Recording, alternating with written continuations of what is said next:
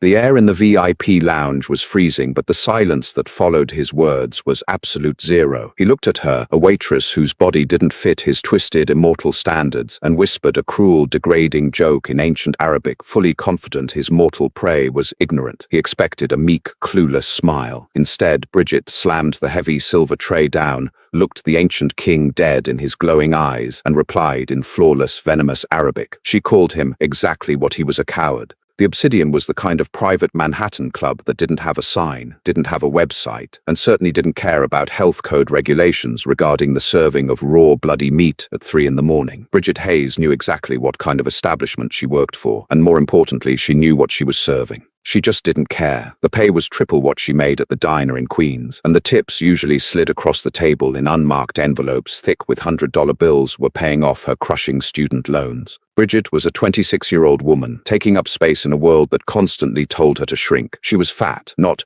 curvy, not thick, but undeniably fat, carrying her weight in broad hips, a soft stomach, and heavy thighs that rubbed together under her tailored black uniform skirt. While the other waitresses at the Obsidian resembled emaciated runway models gliding through the dimly lit room like ghosts, Bridget walked with a heavy, grounded thud. She breathed a little harder when hauling the massive crystal decanters up the velvet-lined stairs, and she constantly had to readjust the apron strings digging into her waist. But Bridget possessed something the other girls didn't: a master's degree in ancient linguistics, an ironclad composure, and an absolute immunity to the predatory charm of the clientele. "Table 4 is yours, Bridget," Bradley whispered. Bradley, the floor manager, was a perpetually sweating mortal who looked like he aged 5 years every time he clocked in. He wiped a trembling hand across his forehead and pointed toward the secluded alcove in the back of the room. The alcove was draped in heavy crimson velvet, illuminated only by the flicker of a single black wax candle. "Why me?" Bridget sighed, shifting the silver serving tray against her hip. "That's Jessica's section." "Jessica is locked in the bathroom, hyperventilating," Bradley hissed, his eyes darting nervously toward the alcove. "The Crawford party just walked in. Nathaniel Crawford." Bridget felt a cold prickle run down her spine. The waitstaff at the Obsidian didn't talk openly about the fact that their highest-paying clients were vampires, but everyone knew the hierarchy, and Nathaniel Crawford was at the absolute apex of the food chain. He wasn't just a wealthy socialite with a sunlight allergy. He was royalty, ancient, the kind of predator who could drain a room of its warmth just by stepping over the threshold. "Fine," Bridget said, squaring her shoulders. "But I'm taking Jessica's tip. All of it." She walked toward the alcove, her sensible, non-slip shoes squeaking softly against the polished hardwood floor. As she approached, the temperature noticeably dropped. Her breath hitched, pluming in the sudden cold air. Seated around the heavy mahogany table were 3 figures. 2 were flanking the center chair, a strikingly beautiful woman with porcelain skin and ruby-red lips named Claudia, and a broad-shouldered enforcer named Harrison. But the man in the center commanded the entire room without moving a muscle. Nathaniel Crawford possessed a terrifying, archaic beauty. His jawline was sharp enough to cut glass, his dark hair swept back flawlessly, and his eyes were the color of bruised violets. He was dressed in a bespoke charcoal suit that likely cost more than Bridget's entire college tuition. As Bridget approached, the 3 of them didn't stop their conversation. They simply ignored her, their voices a low, melodic hum of old-world accents. Bridget stopped at the edge of the table, her sturdy frame casting a solid shadow over the pristine white tablecloth. "Good evening," Bridget said, her voice steady, refusing to employ the breathless, subservient tone Bradley always begged her to use. "Welcome to the Obsidian. Can I start you with our private reserves tonight?" Nathaniel stopped speaking. He didn't look up immediately. Instead, he slowly rotated the empty crystal glass in his hand, his eyes tracking the movement of the light. When he finally lifted his gaze, it wasn't to look at her face. His violet eyes dragged slowly over her body. He took in the tight pull of the black fabric across her chest, the strained buttons of her vest, and the soft, heavy curve of her stomach pressed against the apron. It wasn't a look of hunger. It was a look of profound, unadulterated disgust. For a vampire king, accustomed to surrounding himself with the sleekest, most delicate playthings immortality could buy, Bridget was an offensive intrusion to his aesthetic. She was painfully, unapologetically human, bearing all the signs of mortal indulgence and physical reality. "Harrison," Nathaniel murmured finally, leaning back in his velvet chair, never breaking his icy stare from Bridget's face. "Tell the manager I require a different server. This one is ruining my appetite." Bridget's jaw clenched so hard her teeth ached, but her expression remained remarkably blank. She had worked in the service industry for a decade. She had been called every name in the book by drunk Wall Street bankers, and entitled trust fund kids. But there was something uniquely vile about the way Nathaniel Crawford looked at her. It wasn't just fat phobia, it was speciesism. He looked at her the way a human might look at a diseased rat crawling across a five-star dining table. Harrison shifted, preparing to stand, but Claudia placed a manicured, ice-cold hand on Nathaniel's arm. "Oh, don't be so dramatic, Nathaniel," Claudia purred, her eyes dancing with cruel amusement. "It's just a human. Besides, it's amusing. Look at it. I didn't know they made them this large outside of the livestock farms." Bridget felt a hot flush of humiliation burn the back of her neck, but she forced herself to stand completely still. "Keep the tray level. Don't let them see you sweat. $75 an hour. Just breathe." Nathaniel sighed, a sound of infinite boredom. He waved a dismissive hand at Bridget. "Fine. Bring us 3 bottles of the 1904 vintage, the special reserve, and tell the kitchen we want the meat raw. If there is even a hint of a sear on it, I will have your manager's head."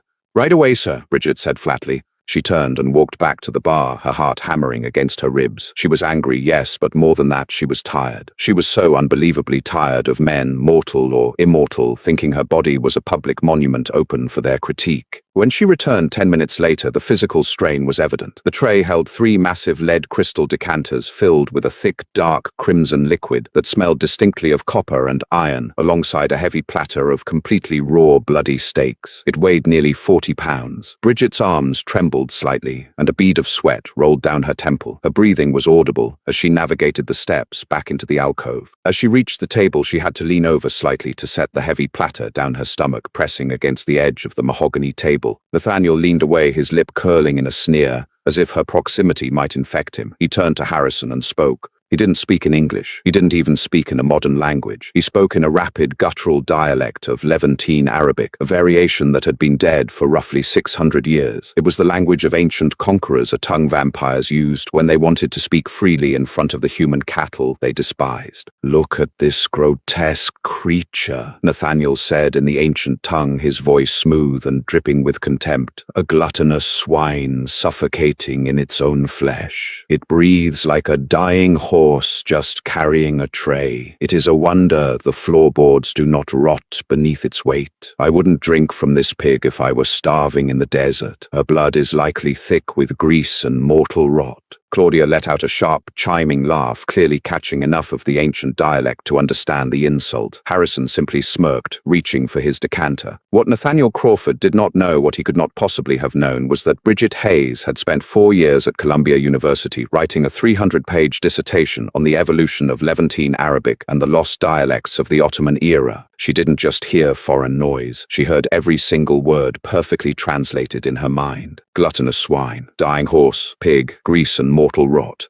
Bridget froze. Her hands, which had been gently placing the crystal glasses on the table, stopped mid-air. For a fraction of a second, the bustling noise of the club faded into absolute silence. The humiliation that had been simmering in her chest instantly evaporated, replaced by a surge of white-hot, furious adrenaline. She was done. She was so completely, utterly done being the punching bag for arrogant men. Immortality didn't give him the right to be a bully. Bridget set the final glass down with a sharp clack that echoed loudly in the quiet alcove. She didn't bow. She didn't retreat. Instead, she stood up perfectly straight. She wiped her hands on her apron, crossed her arms over her chest, and looked down at the Vampire King. The silence in the alcove grew dense, thick with sudden tension. Nathaniel noticed her stillness. His violet eyes snapped up to hers, narrowing in annoyance. He expected her to scamper away, to vanish back into the shadows like a good little servant. Instead, she stared right back. "Is there a problem, human?" Nathaniel asked in English, his voice dropping an octave, lacing the words with a supernatural compulsion meant to force mortals to their knees. Bridget didn't kneel. She took a deep breath, accessing the deepest, most authoritative register of her voice. When she spoke, the words rolled off her tongue with perfect pronunciation, mastering the harsh consonants and rolling vowels of the very same dead Levantine dialect he had just used. "My blood might be thick, King," Bridget said in flawless ancient Arabic, her voice cutting through the air like a silver blade. "But at least I am brave enough to insult my enemies to their faces in a language they understand."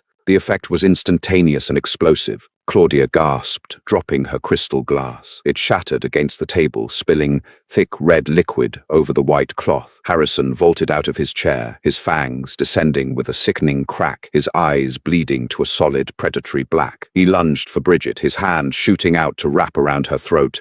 Bridget didn't flinch. She stood her ground, her heart thrashing against her ribs like a trapped bird, but she kept her chin high. "Stop!" Nathaniel roared. The command wasn't just a word, it was a physical force. It hit the air like a shockwave. Harrison froze inches from Bridget's neck, violently pulling himself back, though his chest heaved with bloodlust. Nathaniel slowly stood up. He was well over 6 feet tall, towering over Bridget's frame. The terrifying boredom was entirely gone from his face, replaced by an expression of absolute, unadulterated shock. For a man who had lived for 8 centuries, genuine surprise was a luxury he rarely experienced. He stared at this mortal woman, this heavy, sweating, exhausted waitress in a cheap uniform. She had just understood a language that hadn't been spoken aloud in human society since the Crusades. And she hadn't just understood it, she had weaponized it against him. He stepped closer to her, invading her personal space. The temperature dropped so drastically that frost began to form on the edges of the mahogany table. Bridget held her breath, refusing to step back, even as the scent of cedar snow and old blood enveloped her. "Where did you learn that tongue?" Nathaniel asked, sticking to the ancient Arabic, his voice barely a whisper, yet vibrating with dangerous intensity. "In a library," Bridget fired back in the same language, refusing to break eye contact. "Where I learned that true kings do not need to hide their cruelty behind dead words. Only cowards do that."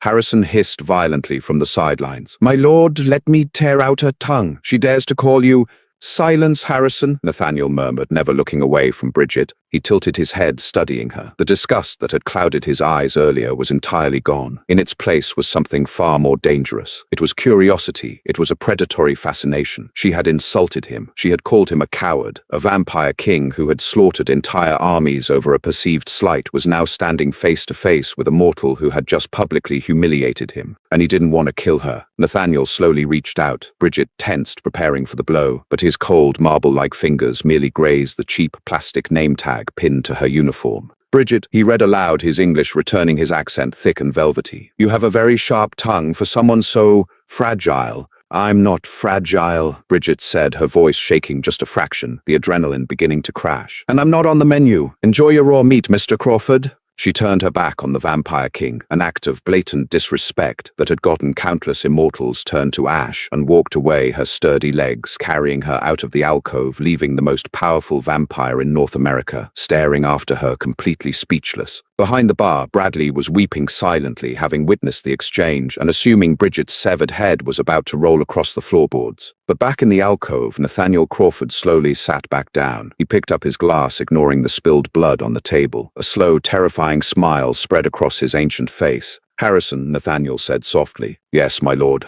"Find out everything there is to know about Bridget Hayes. Every debt, every family member, every place she has ever lived." Nathaniel took a slow sip of the dark red wine. "I believe I have finally found something in this miserable city worth claiming." The subway ride back to Astoria, Queens was a grueling hour-long exercise in paranoia. Bridget Hayes sat in the corner of the fluorescent-lit N train carriage, her heavy winter coat pulled tight around her body, her eyes darting to every shadow. It was 5 a.m. The city was in its bleak pre-dawn lull, and every rattle of the train tracks sounded like a snapping spine. She fully expected to die tonight. You didn't just insult a vampire king in his native dead tongue and walk away. You certainly didn't call Nathaniel Crawford a coward to his face and live to see the sun rise. Yet here she was, her heart still beating a frantic rhythm against her ribcage, her sensible work shoes aching, and her cheap tote bag resting on her broad thighs. She let herself into her cramped fourth-floor walk-up apartment, just as the first grey light of dawn crept over the Manhattan skyline in the distance. The apartment smelled faintly of old radiator iron and the cheap lavender bleach her roommate Tara used to mop the linoleum. It was a fiercely mundane reality, a stark contrast to the velvet blood and crystal of the obsidian. Bridget dropped her keys into the ceramic bowl by the door, the clatter deafening in the quiet space. She walked into her tiny bedroom, sat on the edge of her unmade bed, and finally let the adrenaline crash. Her hands began to shake uncontrollably. She buried her face in her palms, dragging her fingers through her messy brown hair.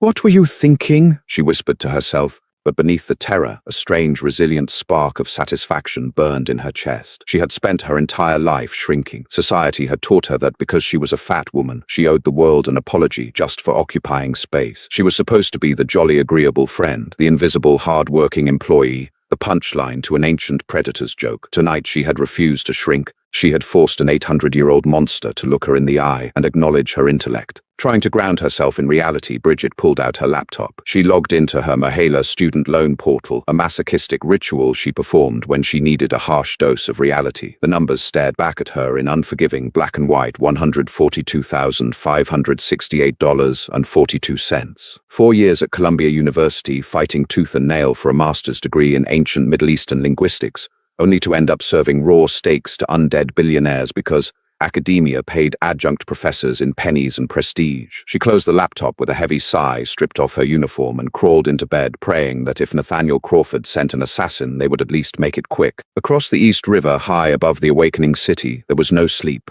Nathaniel Crawford stood in front of the floor-to-ceiling windows of his Tribeca penthouse. The glass was specially treated to filter out lethal UV rays, allowing him to watch the sunrise without burning to ash. He held a crystal tumbler of O negative, but he hadn't taken a sip in hours. His mind was fixated on a pair of blazing, furious brown eyes, and a voice that had spoken the tongue of his ancestors with impossible fluency. The heavy oak doors of his study swung open, and Harrison stepped inside, a thick manila folder in his large hand. The enforcer looked displeased. He was used to breaking legs, not running background checks on mortal waitstaff. "I have the information you requested, my lord," Harrison grumbled, tossing the folder onto the massive glass desk. Nathaniel turned away from the window, his bespoke silk robe pooling around his ankles. He approached the desk and flipped the folder open. "Tell me."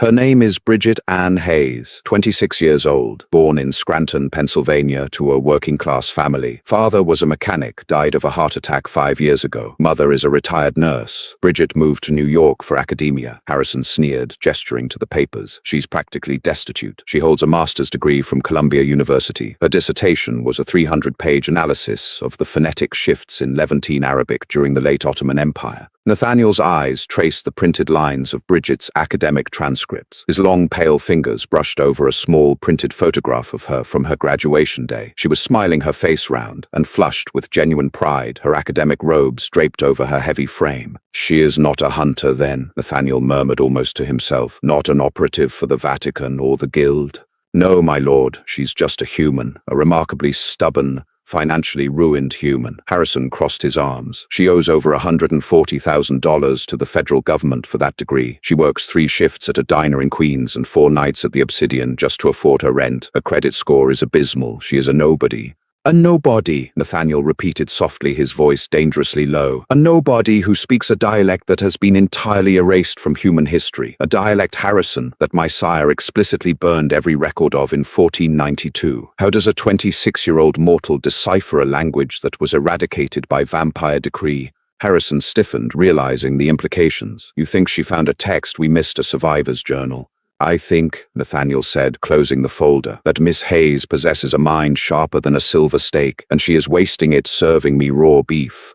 Nathaniel walked back to the window, watching the city below. He was a creature of absolute control. He accumulated wealth, power, and beautiful things because immortality without control was just an eternity of madness. Bridget was an anomaly. She defied his aesthetic expectations, she defied his authority, and she held a piece of his lost history in her mind. "What do you want me to do?" Harrison asked. "Shall I bring her here, compel her to tell us what she knows, and then dispose of her?" "No," Nathaniel snapped, a sudden, inexplicable possessiveness flaring in his chest. "No compulsion. Compulsion destroys the nuances of the mind, and her mind is what I require." He looked down at the sprawling metropolis, a cruel, calculating smile playing on his lips. "She thinks I am a coward, Harrison. She thinks my power is merely an intimidation tactic. Let us show Miss Hayes what true power looks like in the mortal realm. Buy her debt." Harrison blinked. "My lord."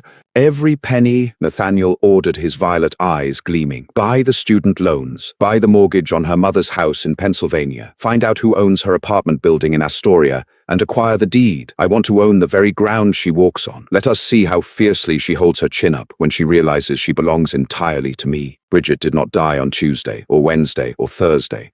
In fact, returning to the Obsidian was anticlimactic to the point of absurdity. Bradley, the usually high-strung floor manager, treated her as if she were made of volatile explosives. He didn't yell at her for clocking in 3 minutes late. He assigned her the easiest tables, kept her entirely out of the VIP lounges, and even offered her a bottle of imported water from the private fridge. "He's waiting for the executioner to arrive," Bridget muttered to Tara over the phone during her break. "He thinks I'm dead meat, so he's giving me a luxurious last meal." But the executioner never came. Instead, the miracles began on Friday morning. Bridget was sitting at her tiny kitchen table, nursing a cup of instant coffee, checking her emails before heading to her daytime shift at the diner. She clicked on a notification from her student loan provider, expecting the usual automated warning about her upcoming crippling monthly payment. She opened the secure message. "Account status paid in full. Current balance $0. Bridget froze. She stared at the screen, her heart skipping a beat. She refreshed the page. She logged out and logged back in. $0. No pending transactions, no errors. Just a bright green banner declaring that her debt of $142,568.42 had been completely eradicated. "Tara!" Bridget yelled, her voice cracking. Before her roommate could emerge from the bathroom, Bridget's cell phone buzzed. It was an incoming call from an unknown New York number. With trembling fingers, she answered. "Hello? Miss Hayes," a crisp, professional woman's voice asked. "This is Elise from Astoria Property Management. I'm calling to inform you of a change in ownership regarding your building. The new management company has reviewed your tenancy and decided to waive all rent for your unit for the remainder of your 3-year lease, effective immediately." Bridget's stomach plummeted. "Wait, what? Who bought the building?" "Crawford Holdings, LLC, the woman replied cheerfully. "Have a wonderful day, Miss Hayes." The line went dead. The coffee in Bridget's stomach turned to acid. She didn't feel relief. She didn't feel the euphoric joy of a working-class woman winning the lottery. She felt an overwhelming, suffocating sense of dread. This wasn't a blessing. It was a tightening noose. Nathaniel Crawford hadn't sent a hitman to break her legs. He had sent his accountants to buy her life. It was the ultimate display of predatory arrogance. He was showing her that while she might have words, he had the world. He was stripping away her independence, rendering her struggles obsolete with the stroke of a pen, reducing her back to the status of a helpless, dependent creature. An hour later, a sharp knock echoed through the apartment. Bridget opened the door to find a courier standing in the hallway, holding a heavy package wrapped in plain brown paper. Without a word, he shoved it into her arms and walked away. Bridget carried the heavy package to the kitchen table. She tore away the paper. Inside was a protective, climate-controlled glass casing. Resting within it was a book. It wasn't just any book. It was a massive, leather-bound manuscript, its edges flaking and ancient. The title was stamped in faded gold leaf. Bridget gasped. Her hands hovered over the glass. It was a complete, unabridged compilation of Ottoman regional dialects dated 1512. In the academic world, this book was considered a myth. It was the linguistic holy grail she had spent 3 years trying to prove even existed. It belonged in the Louvre or the British Museum, not on a sticky linoleum table in Queens. Resting on top of the glass was a thick, cream-colored envelope. She ripped it open. Inside was a single piece of heavy cardstock. Written in elegant, sweeping black ink in English this time was a short message. "A coward hides his cruelty. A king rewards his entertainment. Consider this your severance package from the Obsidian. Rest your heavy legs, Miss Hayes. Your struggles are over. NC." The insult was precise, surgical, and devastating. "Rest your heavy legs." He was mocking her body, mocking her hard work, and patting her on the head like a strayed dog he had tossed a bone to. He expected her to take the millions of dollars in debt relief, take the priceless artifact, and slink away into quiet, grateful submission. Bridget stared at the note. Then a dark, dangerous fire ignited in her chest. She didn't cry. She didn't rejoice. She reached for her coat. She was going to shove his money and his manuscript straight down his immortal throat. Crawford Tower was a monolith of black glass and steel that pierced the Manhattan skyline like a jagged dagger. It was a fortress of daytime corporate power, shielding its owner from the sun while allowing him to dictate the mortal economy. Bridget walked through the massive revolving doors carrying a heavy canvas tote bag. She ignored the stares of the sleek size 0 models and chiseled businessmen pacing the lobby. She marched straight to the front desk, bypassing the line. "Can I help you?" the sharply dressed receptionist asked, eyeing Bridget's worn winter coat and flushed, un-makeup-ed face with blatant condescension. "I need to see Nathaniel Crawford," Bridget demanded. The receptionist laughed a dry, polite sound. "Mr. Crawford does not take unannounced visitors, ever. If you'd like to leave a message..." Bridget reached into her pocket, pulled out the cream-colored cardstock with Nathaniel's signature, and slammed it onto the marble counter. Call his office. Tell him the entertainment is here, and if he doesn't send an elevator down in the next 30 seconds, I'm going to start screaming his ancient family secrets in the middle of this lobby. The receptionist glanced at the signature, paled slightly, and picked up the phone. Less than a minute later, a private gold-plated elevator chimed open. Bridget stepped in alone. She rode the elevator to the 81st floor, using the time to steady her breathing. Her hands were sweating, but her resolve was absolute. The elevator doors parted, revealing a sprawling minimalist boardroom. It was bathed in artificial warm light, the floor-to-ceiling windows heavily tinted to block the afternoon sun. Nathaniel Crawford was sitting at the head of a massive obsidian table. He was dressed in a pristine white dress shirt, the sleeves rolled up to reveal pale, muscular forearms. He looked up from a tablet, his violet eyes locking onto Bridget. For a brief second, genuine shock flickered across his face. He had expected her to cash out and vanish. He had not expected her to storm his fortress in broad daylight.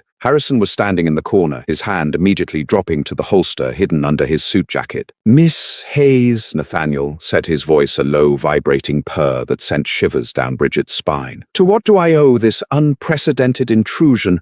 Bridget marched up to the boardroom table. She hoisted her heavy canvas bag, flipped it upside down, and let the contents crash onto the polished black stone. The ancient, priceless Ottoman manuscript hit the table with a loud thud. Beside it, Bridget slammed down a manila folder containing the printed confirmation of her erased student loans and the deed transfer for her apartment building. "Take it back," Bridget said, her voice echoing in the large room. Nathaniel stared at the items, then slowly looked up at her. He leaned back in his leather chair, steepling his fingers. "I am unaccustomed to having my gifts returned, Miss Hayes, especially gifts that secure a human's entire future. Do you have any idea what that book is worth?" "I know exactly what it's worth," Bridget snapped, her chest heaving. "And I know what it means. It means you think you can buy my silence and my pride. You think because I'm a fat, broke, working-class mortal, I'm going to grovel at your feet because you threw some spare change at my life." Harrison took a threatening step forward. "Watch your tone, human." "Let her speak, Harrison,"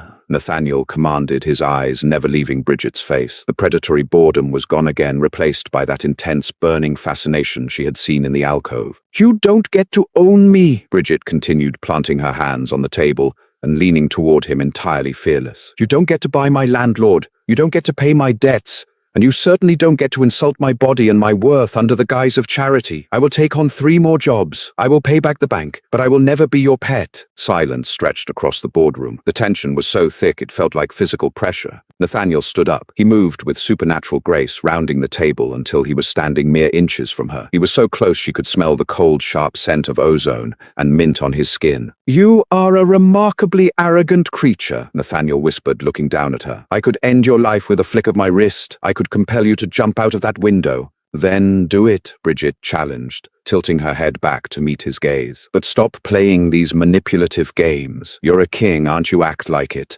Nathaniel stared at her, his violet eyes searching her face. He noted the flush of anger in her cheeks, the fierce intelligence in her brown eyes, the sheer, unapologetic solidity of her presence. She wasn't fragile. She wasn't begging. She was standing in the den of a predator, demanding respect. Suddenly, Nathaniel laughed. It wasn't a cruel laugh. It was a rich, dark sound that rumbled from deep within his chest. He turned away from her, running a hand through his dark hair. "You are completely insane," Nathaniel murmured, still chuckling. He turned back to her, all traces of malice wiped from his features, leaving only a sharp, calculating business demeanor. "I did not buy your debt to make you a pet, Miss Hayes," Nathaniel said, his tone shifting entirely. "I bought it to clear your schedule. I bought your building to ensure your physical safety. And I gave you that manuscript to prove I have the resources to give you what you truly desire." Bridget frowned, her anger momentarily derailed by his shift in tone. "What are you talking about?" Nathaniel walked back to the head of the table and picked up the ancient manuscript. He ran his fingers over the flaking leather. "You are the only person on this continent who can fluently speak and translate the specific dialect of Levantine Arabic used by the shadow courts of the 15th century. Nathaniel explained, his voice deadly serious. "That dialect was a cipher. It was used to hide locations, treaties, and the resting places of incredibly powerful artifacts. My enemies eradicated the language to ensure those secrets died."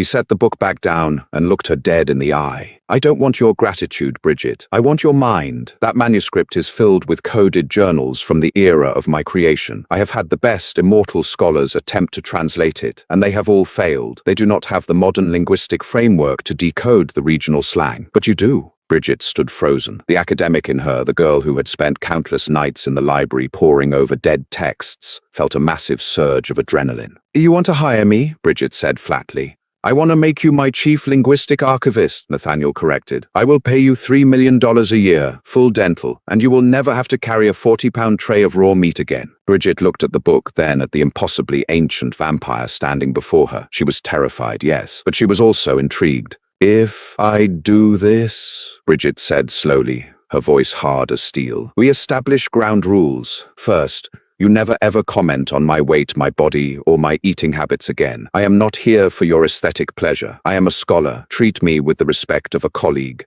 Harrison choked on his own breath, waiting for Nathaniel to decapitate her. Instead, Nathaniel Crawford, the vampire king of North America, bowed his head slightly. Agreed, Nathaniel said softly, a dark smile playing on his lips. What else? Second, Bridget said, pointing a finger at his chest, I get my own office, and if you ever try to speak to me in an ancient dead language just to mock me again, I will purposely mistranslate your documents and send you walking straight into the sun. Nathaniel's eyes flared with a terrifying, absolute thrill. He had spent 800 years surrounded by sycophants and terrified victims, and here, standing in her cheap coat and scuffed shoes, was a woman who held his gaze and threatened him right back. It is a deal, Miss Hayes, Nathaniel whispered, extending a cold, marble-like hand toward her. Welcome to Crawford Holdings. Bridget looked at his hand. She knew taking it meant stepping out of the mundane world forever. She reached out and firmly grasped his cold hand. Let's get to work, she said. The 79th floor of Crawford Tower was entirely devoid of the sleek, modern minimalism that defined the rest of the corporate fortress. Stepping out of the private elevator, Bridget Hayes felt as though she had been transported into the restricted archives of the Vatican, cross-pollinated with a high-tech MI6 bunker. The air was temperature-controlled to a precise dry chill to preserve the millions of dollars worth of vellum papyrus and decaying leather housed within the biometric glass vaults. The lighting was entirely artificial, a soft, warm amber that mimicked candlelight without the damaging UV radiation. And at the center of it all was Bridget's desk, a massive solid slab of reclaimed English oak currently covered in high-definition scanners, a silver thermos of heavily caffeinated coffee, and a very thick, thoroughly greasy pastrami on rye from Katz's delicatessen. It had been 3 weeks since she shook hands with the devil. True to his word, Nathaniel Crawford had completely revolutionized her existence. Her Mohala student loans were a distant, stress-inducing memory. Tara, her roommate, was blissfully oblivious to the fact that their landlord was an 800-year-old apex predator, only thrilled that their rent had miraculously vanished. Bridget had quit the diner, quit the Obsidian, and traded her uncomfortable polyester waitressing uniform for tailored, breathable linen trousers and oversized cashmere sweaters that draped comfortably over her broad shoulders and soft curves. You are going to ruin a priceless 16th century artifact with cured meat, a velvet voice murmured from the shadows. Bridget didn't even flinch. She chewed her bite of pastrami, swallowed, and wiped her fingers meticulously on a paper napkin before looking up. Nathaniel Crawford stepped into the pool of amber light. He was dressed flawlessly as always in a three-piece suit of midnight blue wool. He moved silently, his supernatural grace a stark contrast to Bridget's heavy, grounded presence. The manuscript is inside the vacuum-sealed casing, Mr. Crawford, Bridget replied, gesturing to the Ottoman text, safely secured beneath thick acrylic. And my hands are clean. Furthermore, as your chief linguistic archivist, I need sustenance to maintain the brain function required to untangle the grammatical nightmares your ancestors left behind. Cured meat is essential to the process. Nathaniel's lips twitched, a microscopic break in his usually impassive facade that Bridget had learned to recognize as genuine amusement. He walked toward her desk, his violet eyes tracking the way she unapologetically took another bite of her sandwich. Over the past 3 weeks, their dynamic had shifted into something entirely unprecedented in Nathaniel's long, violent life. He was accustomed to women who starved themselves to fit a mortal ideal, women who trembled in his presence, desperate to appease him. Bridget did none of those things. She ate when she was hungry, she occupied her space with absolute solidity, and she argued with him relentlessly over syntax and historical timelines. She was a fortress of mortal intellect, and Nathaniel was finding himself utterly terrifyingly captivated. "Have you made a breakthrough, Miss Hayes?" he asked, leaning against the edge of her oak desk. He was close enough that she could smell the cold, sharp scent of ozone and mint that clung to his skin. Bridget wiped her mouth, suddenly acutely aware of his proximity. She cleared her throat and pulled a stack of heavily annotated legal pads toward her. "I have," she said, her tone shifting into pure academic professionalism. "But you aren't going to like it. I spent the last 48 hours cross-referencing the regional slang in Chapter 4 with digitized microfiche records I pulled from the Morgan Library and Museum's Islamic Art Department. The dialect isn't just a geographical cipher, Nathaniel. It's an anatomical one." Nathaniel's eyes narrowed, the amusement vanishing, replaced by cold, calculating focus. "Explain." Bridget tapped the glass casing above a specific passage. "You told me this text was a ledger of treaties and hidden wealth. It's not, or at least this section isn't. The author, who refers to himself only as the first fang of the Levant, is writing a warning. The words he uses for sun, silver, and stake are heavily disguised metaphors." "A warning about what?" Nathaniel asked, his voice dropping to a dangerous whisper. "A weapon," Bridget said flatly. "A biological weapon designed specifically to eradicate your bloodline. The text refers to it as the Tears of the Crescent. From what I can translate, it's a compound created by alchemists in 1498. If introduced into the bloodstream of a vampire of your specific lineage, it causes the blood to calcify. You turn to stone from the inside out." The temperature in the room plummeted. The condensation on Bridget's silver coffee thermos instantly froze into a layer of white frost. Nathaniel stood perfectly still, but the air around him crackled with a lethal, invisible energy. "Where is it?" Nathaniel demanded, the English slipping, his accent thickening with the harsh consonants of his native tongue. "That's the twist," Bridget said, pulling up a digital map of Manhattan on her oversized monitor. "The cipher uses coordinates based on celestial alignments from the year 1512. When you run those alignments through a modern algorithm and adjust for continental drift," she clicked a button. A red pin dropped onto the digital map. "It's not in the Middle East. It was smuggled here." The coordinates point directly to the catacombs beneath Trinity Church on Wall Street, the exact location where, according to public corporate filings, Crawford Holdings just authorized a multi-million-dollar excavation project for a new subway line extension. Nathaniel's violet eyes locked onto the screen. A terrifying realization dawned on his ancient features. "I didn't authorize that excavation," Nathaniel whispered. Bridget frowned, her heart rate spiking. "But the permits were signed? I saw the digital trail in the J.P. Morgan Chase escrow accounts. The funding was cleared by your executive board." "My executive board cannot clear funds of that magnitude without my biometric signature," Nathaniel said, his fangs slowly descending, pressing into his lower lip. "Unless someone with unrestricted access to my private accounts bypassed the security protocols." Bridget's blood ran cold. She looked up at the Vampire King. "Someone inside this building." "Harrison," Nathaniel barked, not raising his voice but sending the command through the supernatural frequency that linked him to his enforcer. 10 seconds later, the private elevator chimed. Harrison sprinted into the archives, his suit jacket open, his hand resting on the grip of a heavy, silver-loaded firearm. "My lord! Lock down the building!" Nathaniel commanded, his eyes bleeding from violet to a solid, bottomless black. "No one leaves. Sever the external servers. We have a traitor." Harrison nodded sharply and reached for his comms earpiece. "Protocol Omega, seal the exits." He paused, listening to the static in his ear, his face drained of color. "My lord, the servers are already down. The private elevator just went offline. We're locked in." Before Nathaniel could react, the amber lights of the archive flickered, buzzed violently, and died. The 79th floor was plunged into absolute suffocating darkness. In the pitch-black, Bridget's mortal eyes were completely useless, but her other senses instantly compensated. She heard the metallic click-clack of Harrison chambering around. She felt the sudden freezing displacement of air as Nathaniel moved, positioning his large, indestructible body directly in front of her desk, shielding her. "Stay exactly where you are, Bridget," Nathaniel ordered, his voice a low, commanding rumble in the dark. "What's happening?" She whispered, her hands gripping the edge of the heavy oak desk. Her heart was hammering against her ribs, the adrenaline flooding her system. "A coup," Nathaniel replied smoothly, though the absolute fury in his tone was unmistakable. "Someone has orchestrated a strike while I am isolated in the one room in this tower without exterior windows." Suddenly, the emergency backup lights flared to life, a harsh, pulsing red illumination that cast long, demonic shadows across the ancient artifacts. Standing at the far end of the archive, framed by the reinforced steel doors of the stairwell, was Claudia. The beautiful vampire was dressed in a sleek white designer suit, that glowed faintly in the red light. She wasn't alone. Flanking her were 4 heavily armed mercenaries, immortals, judging by the unnatural stillness of their posture and the glowing predatory sheen of their eyes. "Claudia," Nathaniel said. It wasn't a question, it was a death sentence. Claudia smiled, a cruel twisting of her ruby-red lips. "Hello, Nathaniel. I do apologize for the theatrics, but you always were impossible to corner.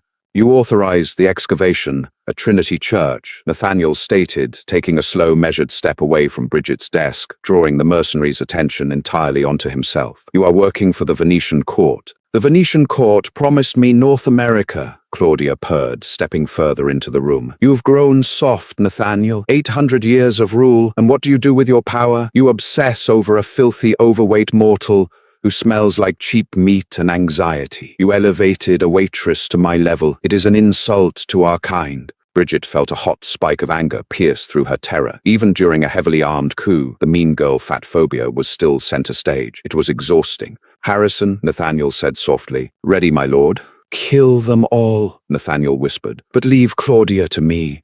The room exploded into violence. It happened faster than Bridget's mortal brain could fully process. Harrison opened fire, the deafening roar of the silver rounds echoing off the reinforced glass vaults. Nathaniel moved, not like a man, but like a blur of dark violence. He crashed into the closest mercenary, the sound of shattering bone echoing sickeningly over the gunfire. Bridget ducked behind her massive oak desk, pulling her knees to her chest, making herself as small as her large frame would allow. She pressed her hands over her ears, shutting her eyes tightly as the chaos reigned above her. Glass shattered, ancient parchment rained down like snow, and the heavy thuds of immortal bodies slamming into the steel walls shook the floorboards. "Stay out of the way," Bridget told herself. "You are a scholar, not a soldier. Stay down." Suddenly, the heavy oak desk was violently ripped away. Bridget gasped, tumbling backward onto the polished floor. She looked up. Claudia was standing over her, her beautiful face twisted into a mask of pure, unadulterated hatred. One side of Claudia's pristine white suit was soaked in blood, not hers but Harrison's, who was currently pinned beneath 2 mercenaries on the other side of the room. Nathaniel was tearing the head off the 4th, but he was 30 feet away, too far. "Let's see how smart you are when your throat is ripped out, piggy." Claudia hissed, her fangs fully extended, her eyes black. Claudia lunged, her hands extended like claws, aiming directly for Bridget's neck.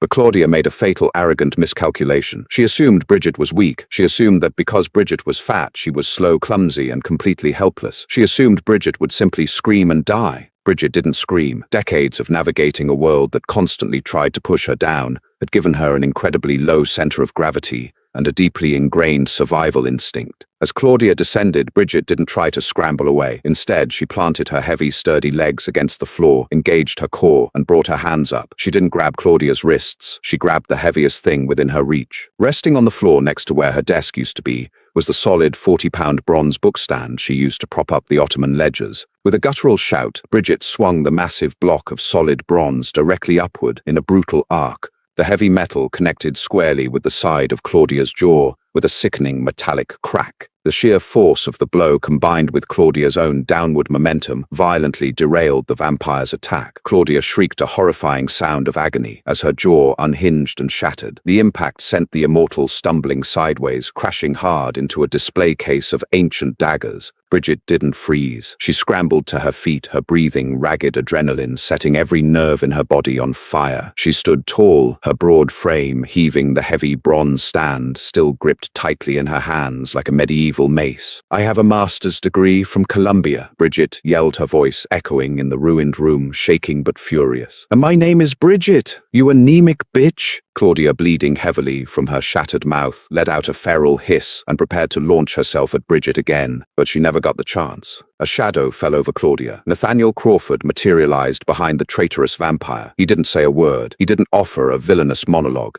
Nathaniel simply reached out, grabbed the back of Claudia's pristine white jacket, and with a terrifying, effortless display of ancient power, drove his hand directly through her spine. Claudia's eyes went wide. She let out a wet, gurgling gasp, and then she crumbled to the floor, instantly reduced to a rapidly desiccating husk, as the ancient magic that animated her was violently severed. Silence slammed back into the room, broken only by the heavy, ragged sound of Bridget's breathing. Across the room, Harrison pushed the dead weight of the remaining mercenaries off his chest, bleeding from a shoulder wound, but largely intact. He looked at Claudia's ashes, then looked at Bridget, who was still standing defensively with the 40-pound bronze stand. The hardened enforcer's eyes widened in genuine respect. Nathaniel stepped over Claudia's remains. His immaculate suit was ruined, splashed with the dark, viscous blood of his enemies. His eyes were still pitch black, his fangs bared, the terrifying predator fully unmasked. He walked slowly toward Bridget. Bridget's hands were shaking so violently she finally dropped the bronze stand. It hit the floor with a heavy, ringing thud. The adrenaline was rapidly leaving her system, and her knees suddenly felt like water. She swayed dangerously. Before she could hit the ground, Nathaniel was there.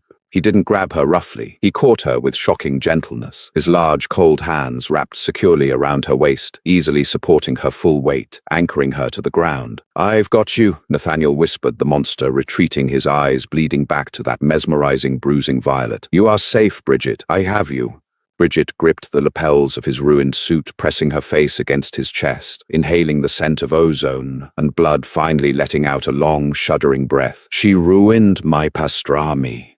Nathaniel let out a sound that was half laugh, half growl. He pulled her flush against his solid chest, burying his face in her messy brown hair. "I will buy you 1,000 of them," Nathaniel swore against her temple. "I will buy you the entire delicatessen." The aftermath of the coup was swift, brutal, and entirely hidden from the mortal world. Within 48 hours, the excavation project at Trinity Church was permanently shut down, the catacombs flooded with industrial concrete by Harrison's loyal crews, burying the tears of the Crescent forever. The Venetian court received a very explicit message via private courier, a sealed mahogany box containing the ashes of their mercenaries, alongside a note written in flawlessly translated 15th century Levantine Arabic. It promised absolute, agonizing destruction to anyone who dared cross the Atlantic again. But the most profound change occurred on the 79th floor of Crawford Tower. It was a week after the attack. The archive had been meticulously repaired. The shattered glass replaced the rare texts, rehoused in secure vaults. Bridget sat at her newly reinforced oak desk, staring at a fresh translation on her monitor. The door to the archive hissed open. Nathaniel stepped inside. He looked tired, a rare phenomenon for an immortal. The political fallout of eliminating Claudia had required him to brutally reaffirm his dominance over the North American factions. But as his eyes locked onto Bridget, the weariness seemed to instantly evaporate. He walked toward her desk, carrying a small, flat velvet box. Bridget looked up, adjusting her reading glasses. "If that is another priceless, cursed artifact, I am going to throw it out the window."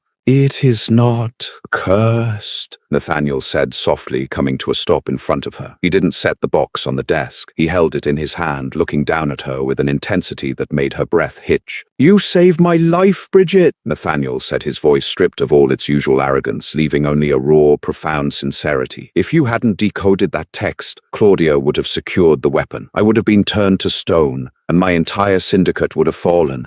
"You saved me too," Bridget pointed out gently. "I just hit her with a book stand. You did the actual spine-removing part." "You stood your ground," Nathaniel corrected, leaning forward, resting his hands on the desk, bringing his face level with hers. "You are a mortal woman who looked a hostile apex predator in the eye and broke her jaw. You are the bravest, most terrifying creature I have ever encountered." He reached out his cold fingers, gently brushing a stray lock of hair behind her ear. The touch sent a jolt of electricity straight down her spine. "For 800 years, Nathaniel murmured, his eyes searching hers, I have been surrounded by sycophants who bow to my power and predators who wish to steal it. I thought I had experienced everything the world had to offer. Then I met a waitress in Queens who called me a coward, in the dead tongue of my ancestors." Bridget swallowed hard, her heart pounding. "Nathaniel, I don't just want your mind in my archives, Bridget," Nathaniel said, his voice dropping to a velvet whisper that commanded her entire soul. He opened the velvet box. Inside rested a heavy, intricately wrought ring of dark iron, set with a single flawless violet diamond that matched his eyes. "I am not asking you to change," Nathaniel said fiercely,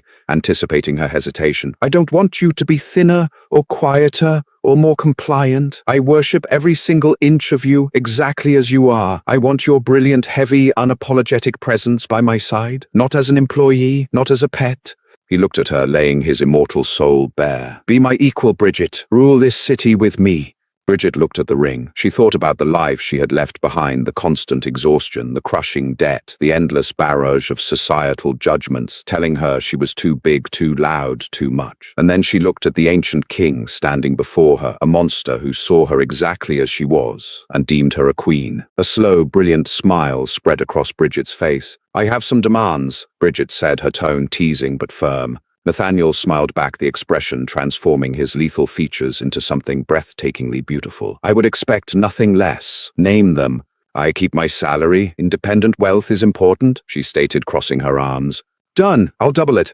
No more keeping secrets about ancient blood feuds that might get me killed at my desk. You will have full clearance to every secret I possess," he swore. "And," Bridget said, leaning forward until her lips were mere inches from his, her voice dropping into a husky whisper, "you are taking me to Katz's tonight. You owe me a pastrami sandwich." Nathaniel let out a dark, rich laugh, a sound of absolute unburdened joy. He reached out, sliding his hands into her hair, pulling her face to his. "Your wish, my queen," Nathaniel breathed against her lips, "is my absolute command." When he kissed her, it wasn't the cold, dead touch of a monster. It was a fiercely passionate, overwhelming collision of two unstoppable forces. Bridget kissed him back, wrapping her arms around his broad shoulders, pulling him down to her level, grounding the immortal king to the earth. In a world that had always demanded she shrink to fit in, Bridget Hayes had finally found a man whose world was vast enough to let her expand. She had broken the immortal's pride, and in doing so she had forged an empire of her own. Wow, what an absolutely epic conclusion. Bridget went from serving raw meat to ruling the entire North American vampire syndicate without ever changing who she was. We love a strong, brilliant, unapologetically fierce queen. If you loved this story as much as we did, please hit that like button to support the channel. Share this video with anyone who loves a powerful romance with real stakes, and don't forget to subscribe and ring the bell so you never miss our next dramatic story. See you next time.